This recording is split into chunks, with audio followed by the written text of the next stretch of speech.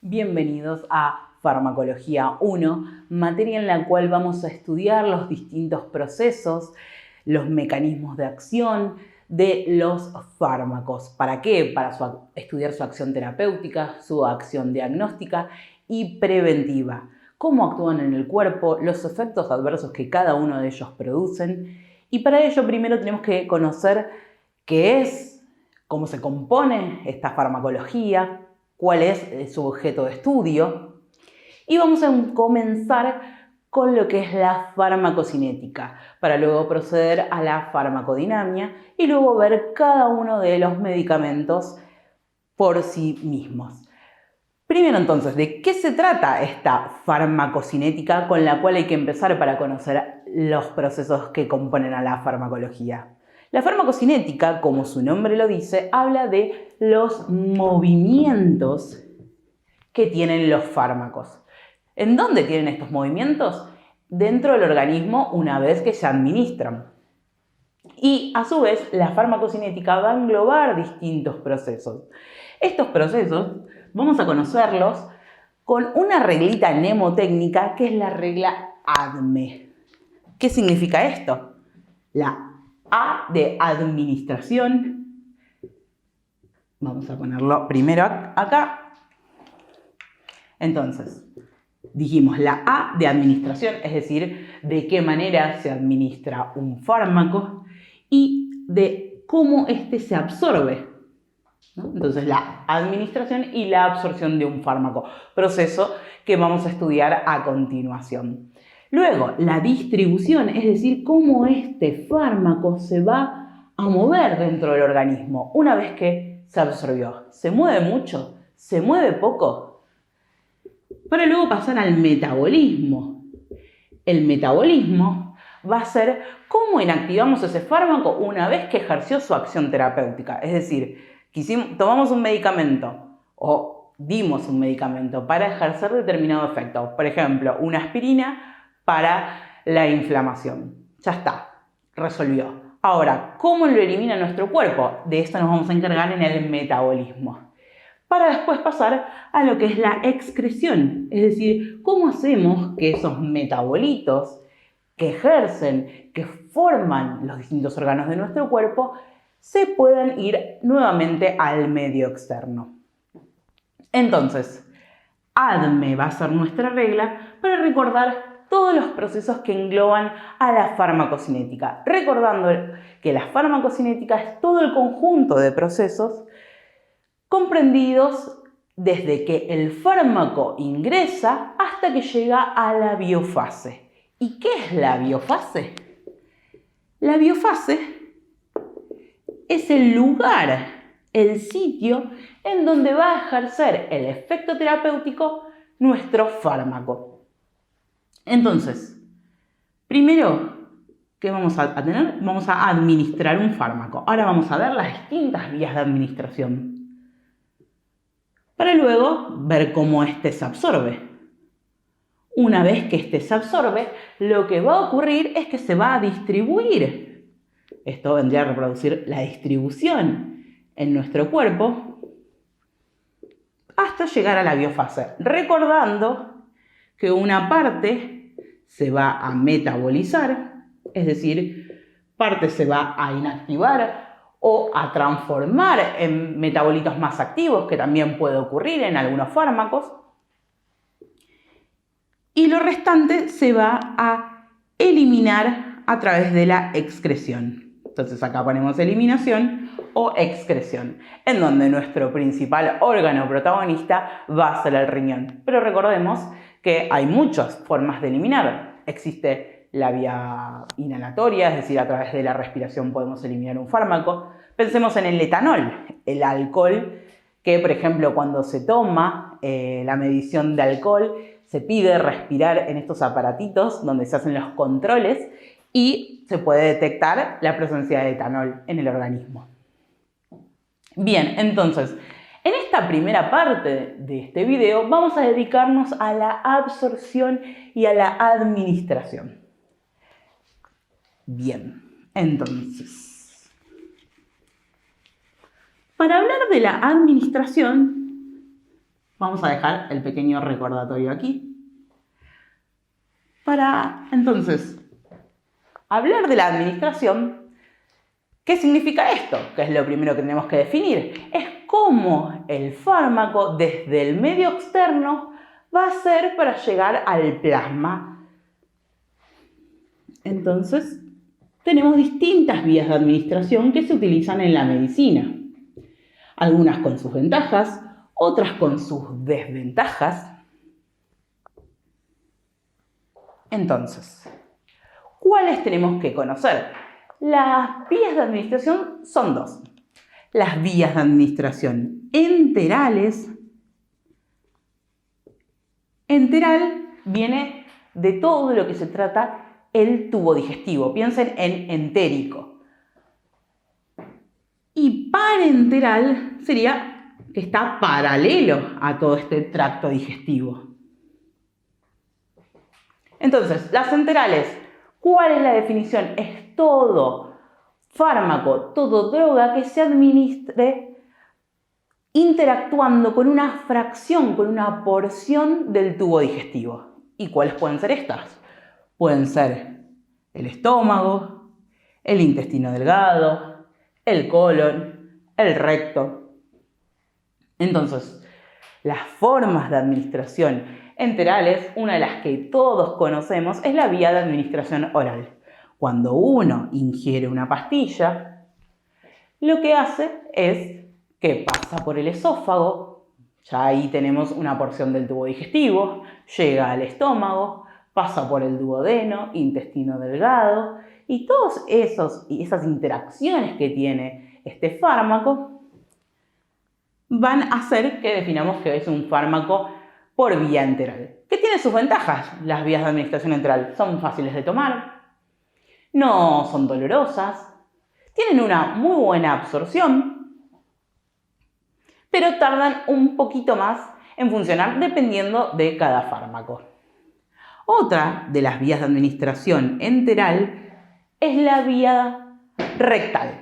La vía rectal es la administración de una droga a través de la colocación en el recto. Esto se da mucho en pediatría o en pacientes que por alguna cuestión no pueden ingerir el fármaco. Y de esta manera la absorción rectal es una muy buena. Y como tiene contacto nuevamente con nuestro tubo digestivo, se denomina enteral. Otra de las formas de administración va a ser la vía sublingual. ¿Qué significa esto? Es cuando el fármaco se coloca debajo de la lengua y el mismo se va a absorber a través de las venas linguales y vamos a ver cómo va a ser todo un proceso para llegar nuevamente a la circulación sistémica. En cuanto a la vía parenteral, dijimos que va paralelo al tracto digestivo, por lo cual no va a tener contacto con el mismo. Las formas que tenemos acá son la vía intravenosa, intravascular, es decir, puede ser la inyección de un fármaco en vena, mucho más raro, pero por ejemplo en pacientes oncológicos la administración por arterial. Otra de las formas es la vía intramuscular. Pensemos en las vacunas, son fármacos que se administran inyectándolos a nivel muscular. Y otras de las formas son más raras, por lo cual le voy a poner otras, que pueden ser la vía de administración nasal, es decir, el paciente aspira el fármaco, por ejemplo, la esketamina, que es un derivado de la ketamina, hoy en día se utiliza mucho como una droga para el tratamiento de la depresión mayor, como dar un ejemplo. Otra de las vías es la vía inhalatoria. Pensemos en los anestésicos. Todo lo que son anestesias, todos habremos visto en una serie, película, que se coloca la mascarilla y se hace inhalar estos gases a los pacientes. Es otra forma. Y tendríamos otras en donde son quizás más invasivas, donde se colocan dentro del líquido cefalorraquídeo, la vía intratectal. Tenemos otra de las formas que sí son más utilizadas, que es la vía subcutánea, que esto significa que el fármaco se coloca por debajo de la piel como por ejemplo en la inyección de insulina. Esta sería la forma. ¿Y cuál es la ventaja y la desventaja de cada una de estas vías? Una de las vías de las centrales, de las ventajas de la vía enteral, la habíamos hablado, es de fácil uso, es bastante sencillo, no necesita un personal entrenado. En cambio, la parenteral sí. ¿Alguien de ahí sacó alguna vez o colocó alguna vez un fármaco por vía intravenosa? Quizás no todos tengan la respuesta que sí, por lo cual se necesita un entrenamiento para utilizarlos. Es dolorosa. Podemos tener infecciones. Usar mucho tiempo alguna vena puede generar una vasculitis, por ejemplo, o una vía de administración intramuscular también se puede infectar. Entonces tenemos ventajas y desventajas de cada una. Y tenemos que tener algo muy en cuenta. Las vías enterales sufren algo que se llama primer paso hepático, con excepción de la vía sublingual, que no va a sufrir este primer paso hepático. Y vamos a ver de qué se trata esto que les estoy comentando. Vamos a hacer un lugar en nuestra reglita.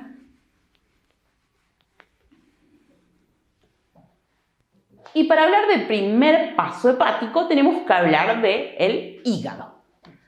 Entonces, el hígado, que lo vamos a estudiar bien cuando veamos metabolismo, no porque sea el único órgano que genera el metabolismo, pero sí es el más importante. Todas nuestras células, todos nuestros órganos van a realizar metabolismo de los fármacos, pero el hígado es el más importante. Entonces, ¿qué es lo que sucede con esto que nombramos primer paso hepático? Haciendo un breve recuerdo de lo que era anatomía, recordemos que la sangre al hígado le llega a través de la arteria hepática propia, que venía de la arteria hepática común, que a su vez venía del tronco celíaco, rama de la aorta abdominal. Entonces tendríamos acá la aorta abdominal, su tronco celíaco, arteria hepática. Bien, esta arteria le va a llevar sangre oxigenada. Pero sin embargo, al hígado lo que más le importa, porque el 90% de la sangre que le llega es a través de esta vena porta. Es decir, la mayor nutrición llega por esta vena, que es una sangre poco oxigenada, es decir, es sangre carboxigenada, pero llena de nutrientes. ¿Por qué? Porque toda esta vena trae la sangre de nuestro tubo digestivo. ¿Y cómo es que viene? Esta vena porta se forma por la unión de la vena esplénica, de la vena mesentérica superior. La vena mesentérica superior trae toda la sangre del yeyuno ilion y parte de lo que es la mitad derecha del colon ascendente y la mitad del colon transverso.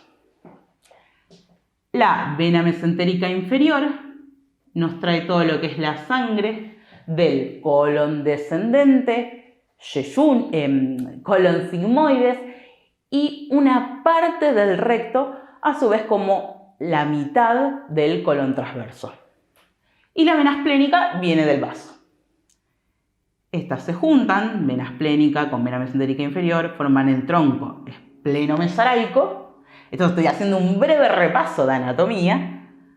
¿Para qué? Para juntarse y formar la vena porta. ¿A qué quiero ir con todo esto, haciendo este breve repaso anatómico?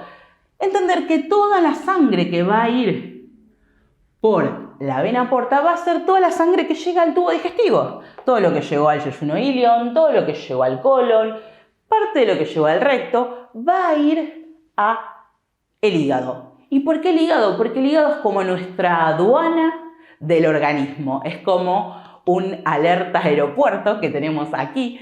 Y lo que va a hacer es censar qué es lo que está entrando, qué es lo que tiene que estar alerta, porque entra y puede llegar a ser tóxico, para poder desactivarlo de alguna manera. Entonces, todos los nutrientes, por todo lo que estamos ingiriendo, pueden haber sustancias tóxicas. Las drogas son sustancias tóxicas para el organismo y de esta manera lo que va a hacer el hígado, nuestro órgano más noble, porque se encarga todo el tiempo de estar detoxificando la sangre que le llega. A su vez que va a obtener un montón de otros procesos como la gluconeogénesis, la producción de albúmina, la producción de proteínas que tienen relación con los factores de coagulación de la sangre, etc. No es nuestro tema de hoy, pero sí es necesario nombrarlo para hablar de lo que es el primer paso hepático. Como toda la sangre que llegó hasta acá, todas las drogas pasaron por enterales, ¿no? Todas las que se utilizan con vía de administración enteral tuvieron un contacto con el tubo digestivo, van a pasar directamente a el hígado. Y el hígado, cuando recibe esta sangre, lo que va a hacer es metabolizar y de esta manera inactivar parte del fármaco, por lo cual este fármaco, antes de llegar a la circulación general, se va a perder una parte en el camino, porque el hígado hace como un stop y una parte queda secuestrada, es decir, inactivada. ¿Cómo es que sigue este camino? El hígado va a generar, la sangre del hígado se va a ir por las venas suprahepáticas. Estas venas suprahepáticas van a ir a drenar voy a dibujarlo acá, a la derecha de nuestra aorta abdominal, a la vena cava inferior. Recordemos que la vena cava inferior va a ir esto sería nuestro corazón. Entonces tenemos a la aurícula derecha en esta zona. Va a estar ingresando la sangre de nuestro hígado, en realidad de toda la parte inferior de nuestro cuerpo, donde viene toda la sangre del estómago, del yeyuno, ilion, del colon, para ir a oxigenarse al corazón. Entonces, ¿qué queremos decir con todo esto? Todo lo que ocurre antes desde que el fármaco ingresa al plasma hasta las venas pulmonares se denomina circulación presistémica. ¿Desde cuándo se considera circulación presistémica? Se dice que cuando llega a la circulación general. ¿Y eso cuándo es? Desde la aurícula derecha en adelante, es decir, desde las venas hepáticas en adelante. Es decir, cuando llegó el fármaco al corazón y se distribuye por todos lados. Entonces, esto es el proceso que utilizan los fármacos enterales para llegar a la circulación general. ¿Qué nos tenemos que quedar en cuenta acá? Circulación presistémica y circulación sistémica. Circulación presistémica, todos los lugares, todos los órganos por donde pasa nuestra droga hasta las venas suprahepáticas. Desde ahí en adelante tenemos que hablar de circulación general. En realidad lo que se suele denominar no son las venas suprahepáticas, sino las venas pulmonares, en donde esta vena cava inferior va a terminar drenando en nuestro corazón a nivel de la aurícula derecha, es decir, en este segmento. Recordemos que por encima drenaba la vena cava superior, haciendo breves recuerdos de anatomía. Bien, ¿qué es lo que sucede entonces? Ahí, cuando nuestra sangre llega a esta vena cava inferior, es cuando decimos que el fármaco llega a la circulación general. De hecho, se denomina circulación presistémica todos los lugares por donde el fármaco pasa, los órganos por donde va a estar recorriendo, hasta las venas pulmonares. Recordemos que las venas pulmonares van a estar a nivel de la aurícula izquierda. Es decir, la sangre pasa de aurícula derecha a ventrículo derecho, van hacia los pulmones y regresan a la aurícula izquierda, ya con la sangre oxigenada. Entonces, la circulación general comienza desde las venas pulmonares en adelante, es decir, cuando la sangre ya llena de esta droga va a expulsarse a través del corazón por el bombeo del mismo, es decir, ventrículo izquierdo, recordemos que libera toda esta sangre por la aorta. Bien, entonces todo lo que está desde las venas pulmonares hacia atrás es lo que se denomina circulación presistémica de la droga. Entonces, retomando todo esto, decimos que los fármacos enterales sufren primer paso hepático, con excepción de la vía hepático, de la vía sublingual como habíamos nombrado antes. Porque la vía sublingual, si tiene contacto con nuestro tubo digestivo, no tiene primer paso hepático. ¿Por qué? Cuando se lo coloca por debajo de la lengua, este se absorbe por las venas linguales que se encuentran, ¿no?, debajo de la lengua. Esas que uno se puede observar cuando se mira al espejo. Estas venas van a drenar directamente a la vena cava superior, que la vena cava superior va a drenar directamente en la aurícula derecha. Por lo tanto, nos evitamos todo esto. Todo esto que habíamos hablado de la vena porta, de cómo se forma con la unión de la vena mesentérica inferior, superior, vena esplénica, no está presente en la vía sublingual porque la misma drena directamente a través de la vena cava superior que está llegando por arriba a la aurícula derecha. Y tenemos que tener en cuenta también que la vía rectal tiene lo que se llama un primer paso hepático parcial. ¿Y esto por qué es un primer paso hepático parcial? Porque, recordando nuevamente viejos recuerdos de anatomía, y si lo dibujara por este lado,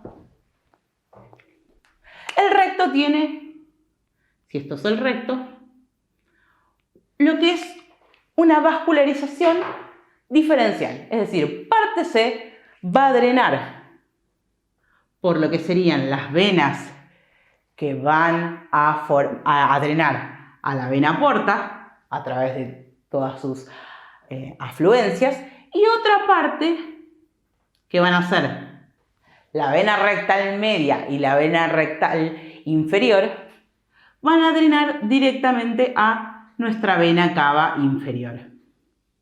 Esto es lo que se conoce en anatomía como anastomosis portocava. ¿Y qué significa? Que un órgano tiene una unión de determinados vasos sanguíneos, en este caso las venas, ¿no?, que se están conectando. Entonces, el drenaje venoso en una parte va a drenar a la vena porta y otra parte va a drenar directamente a la vena cava, anastomosis portocava. Por lo cual, la vena rectal superior del recto, que está llevándose toda esta sangre venosa, va a drenar a nuestra porta, mientras que la media y la inferior drenan directamente en vena cava inferior. Por lo cual tiene un primer paso hepático parcial. Mitad sí, mitad no. Y entonces esto sería lo que tenemos que saber de las vías de administración. ¿Cuáles sufren paso hepático? ¿Cuáles son las ventajas? ¿Cuáles son las desventajas?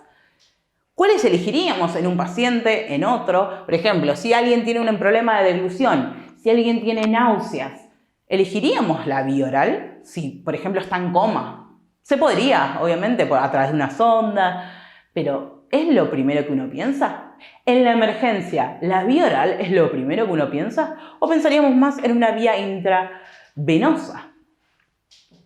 Sin embargo, si tenemos en la emergencia un paciente agitado, al acceder a una vena no es lo más fácil. Podríamos pensar en una vía intramuscular, en el momento de la anestesia. Y así podemos pensar en cuál fármaco nos conviene más. Por ejemplo, ¿no?, decíamos antes el rectal, mucho uso en pediatría, porque los infantes no tienen la capacidad de ingerir una pastilla de manera entera, como sí lo puede hacer un adulto. Entonces, pensemos en estas ventajas, desventajas, y que el fin de estas vías de administración es que pase la droga desde el medio externo al plasma. Y en el segundo capítulo, es decir, en el próximo video, vamos a estar viendo cómo es que estos fármacos, una vez que se administraron, cómo es que se absorben y los distintos mecanismos de absorción que tiene nuestro organismo. Los espero ahí.